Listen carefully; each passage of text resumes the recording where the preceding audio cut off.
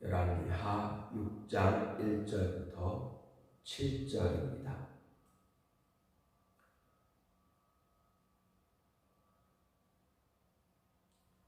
선지자의 제자들이 엘리사에게 이르되, 보소서, 우리가 당신과 함께 거주하는 이곳이 우리에게는 좋으니 우리가 요단으로 가서 거기서 각각 한 제목을 가져다가 그곳에 우리가 거주할 초소를 세우사이다 하니, 엘리사가 이르되 가라 하는지라. 그 하나가 이르되 청하건대 당신도 종들과 함께 하소서 하니, 엘리사가 이르되 내가 가리라 하고 드디어 그들과 함께 가니라. 무리가 요단에 이르러 나무를 베더니 한 사람이 나무를 벨 때에 쇠도끼가 물에 떨어진지라. 이에 외쳐 이르되 내 주여, 이는 빌려온 것이니이다 하니, 하나님의 사람이 이르되 어디 빠졌느냐 하매 그것을 보이는지라.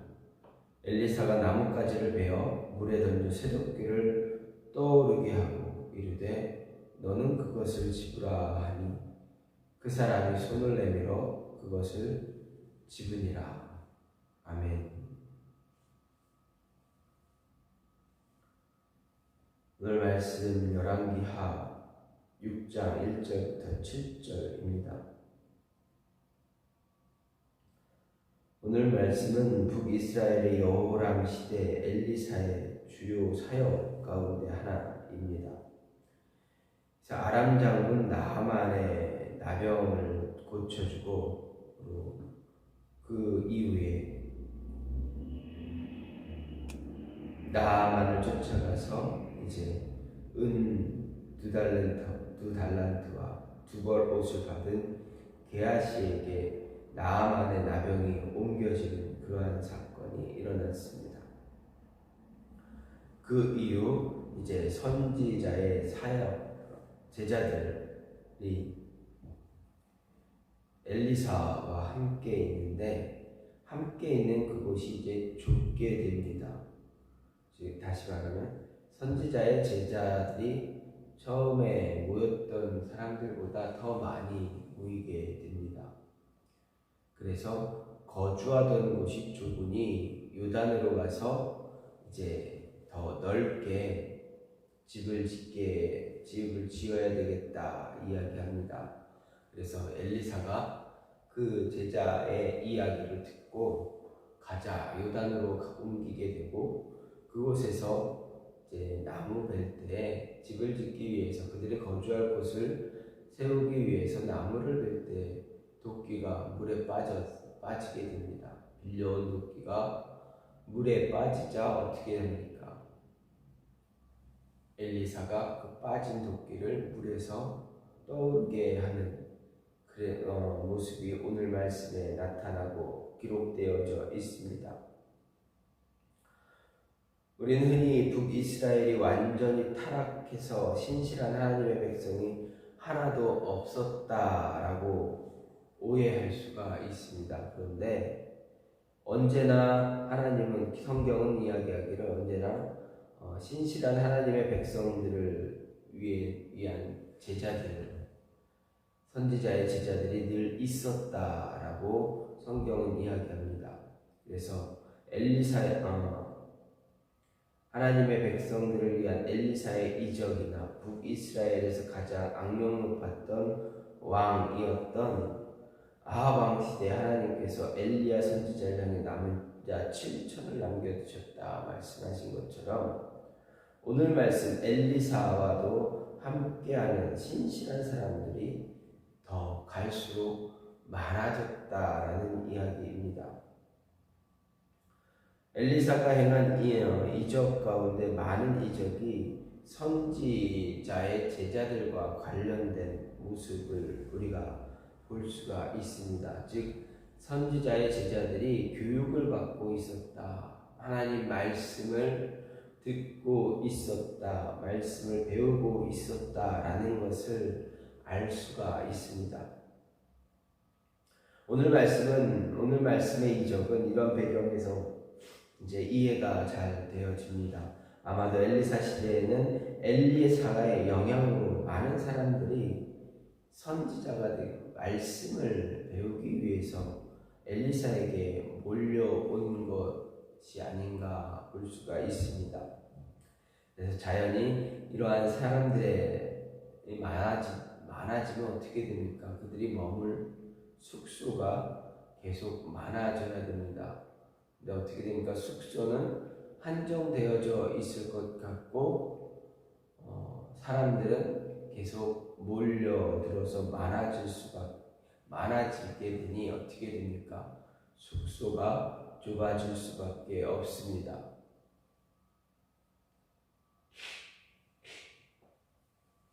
그래서 이 제자들은 엘리사에게 새로운 숙소를 지어야 됩니다.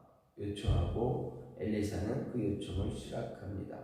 그래서 마침내 요단에 새로운 숙소를 짓기 위해서 벌목이 시작되는 가운데 한 제자가 나무를 베던 가운데 도끼가 자루에서 빠져 그만 물에 빠집니다. 이것을 가지고 이 모습을 보고 이 제자가 빌려온 도끼에 탄식을 하고 있자 엘리사가 묻고 그 이야기를 듣고 빠진 도끼를 물에서 떠오르게 합니다. 그리고 제자가 이것을 건져냅니다. 이런 오늘 말씀은 하나님께서 자기 백성들의 지극히 사소한 일까지도 배려하시고 관심을 가지시는데 아끼지 않으신다라는 것을 가르쳐 줌으로 인해서 하나님의 사람들이 작은 것 하나까지도 하나님께 기도하고 하나님께 의뢰해서 살아가야 한다라는 것을 우리에게 이야기해 줍니다.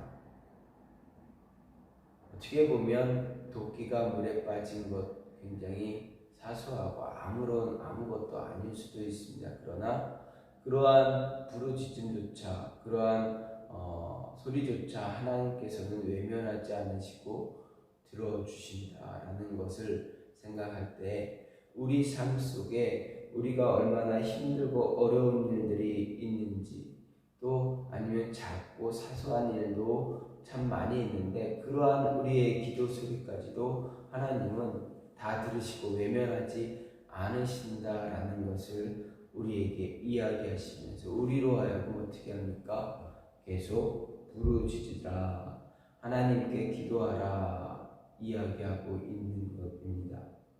이런 것을 볼 때 이런 모습을 보면서 오늘 말씀을 생각해 볼 때 먼저 우리에게 어떤 직분이 주어졌을 때 그 직분의 그 직분을 크던 작던 소홀히 여기면 안 된다라는 것을 가르쳐 줍니다. 우리에게 맡겨진 일이 있으면 그 일을 우리가 더 최선을 다해서 더 좋은 결과를 만들어내어야 한다라는 말씀입니다. 1절 말씀은 이제 선지자의 제자들이 모이게 됩니다. 어떻게 보면 쉽게 말하면 학교라고 생각해 볼 수가 있습니다. 즉 제자들이 모이는 이 학교, 지금으로 말하면 쉽게 예를 들면 신학교에 학생들이 모이게 됩니다. 그런데 어떻게 됩니까? 그 신학교는 좁습니다. 형편이 부족합니다. 비좁은 형편이 나타나고 있습니다. 이 학교에는 아마도 여리고에 있던 그런 학교일 것으로 보입니다. 왜냐하면 요단강 근처에 있었기 때문입니다.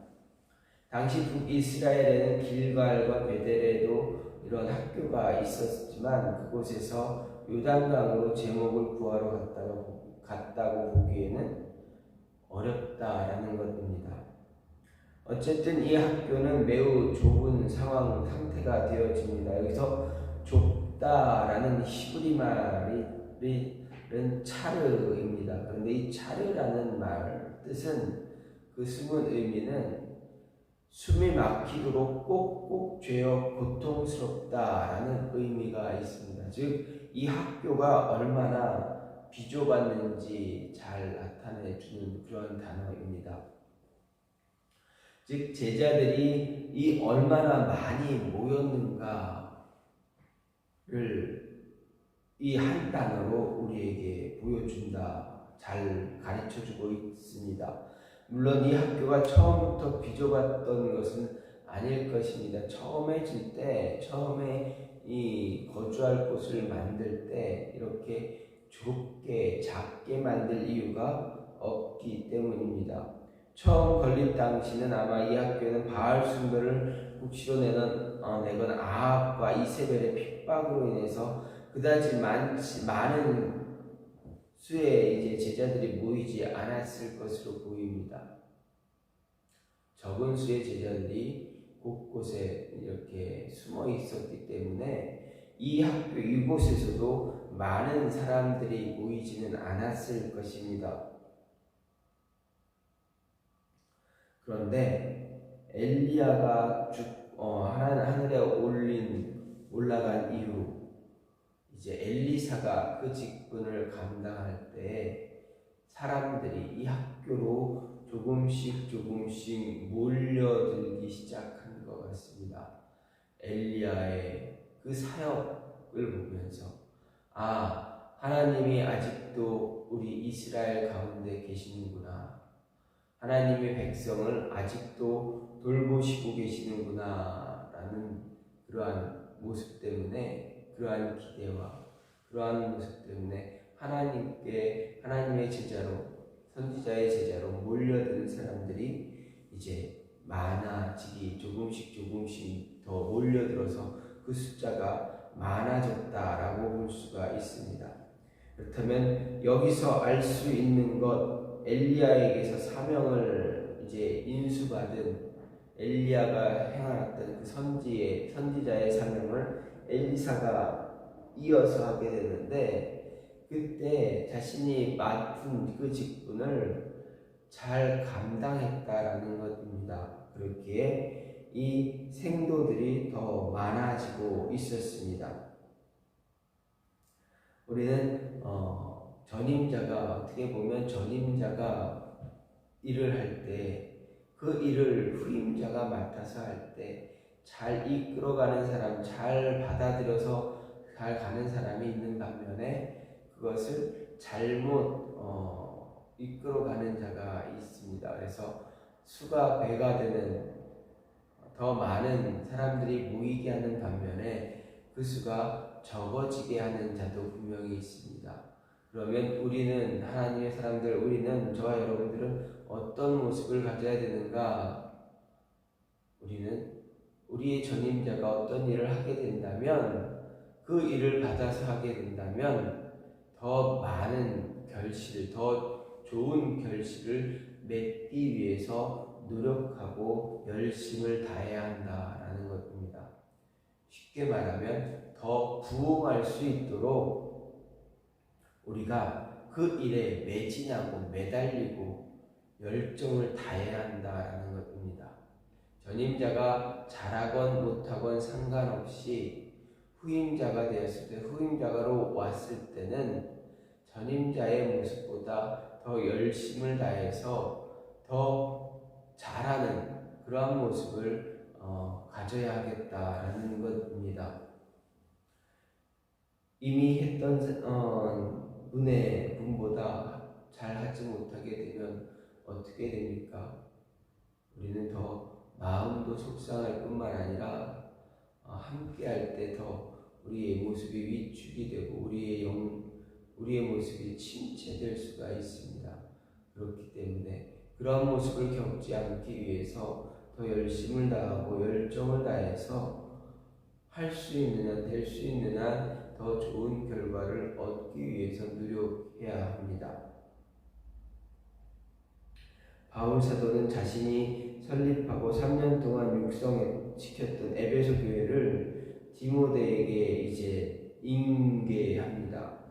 그리고 그에게 모든 일에 전심전력하여 너의 진보를 모든 사람에게 나타나게 하라. 이렇게 이야기 당부함. 디모데전서 4장에서 당부합니다.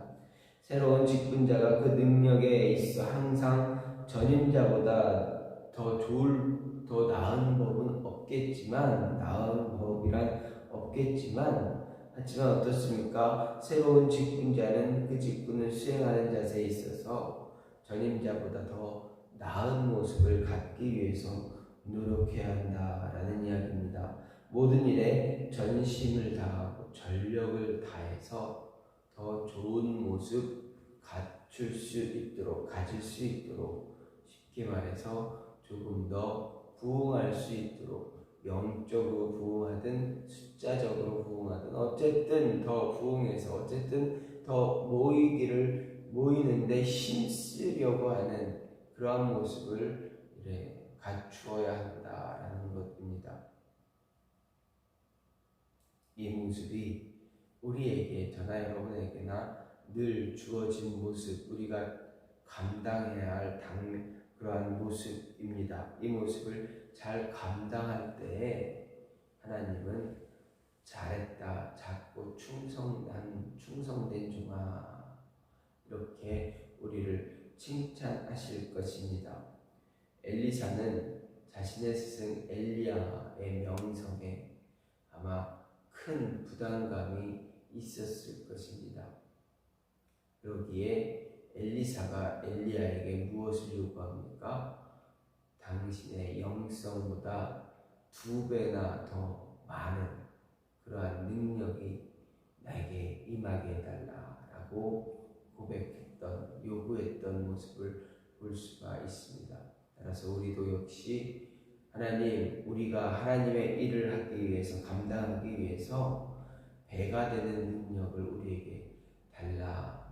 그래서 내가 해야 할 일 잘 감당할 수 있는 모습, 나에게 맡겨진 하나님의 일 잘 감당할 수 있게 해달라라는 그런 모습이 있어야 할 것입니다. 오늘도 이 한 주간도 우리에게 맡겨진 일 참 많이 우리가 해야 할 일들 있겠지만, 우리가 그 일을 해 나가는 가운데서 하나님의 능력, 하나님의 자녀로서 우리의 삶을 잘 보여주고 드러내주고, 그로 인해서 더 격려하며 더 신앙을 권면할 수 있는 모습들이 있기를 간절히 소망합니다. 이 시간 같이 기도하기를 원하는데, 하나님, 우리에게 맡겨진 일을 우리가 잘 감당할 수 있게 해달라고, 잘 감당함으로 인해서 그 일에 더 빛이 날 수 있게 해달라고, 하나님의 능력이 더 많이 드러날 수 있게 해달라고, 우리가 그러기 위해서 최선을 다할 수 있는 그런 모습 갖게 해달라고 이 시간 같이 기도하시고, 교회 비전을 위해서, 교회를 위해서 기도해 주시고, 나라를 위해서, 그리고 우리 가정과 자녀들을 위해서 기도해 주시고, 그리고 개인 기도로 마무리하는 시간 갖겠습니다. 이 시간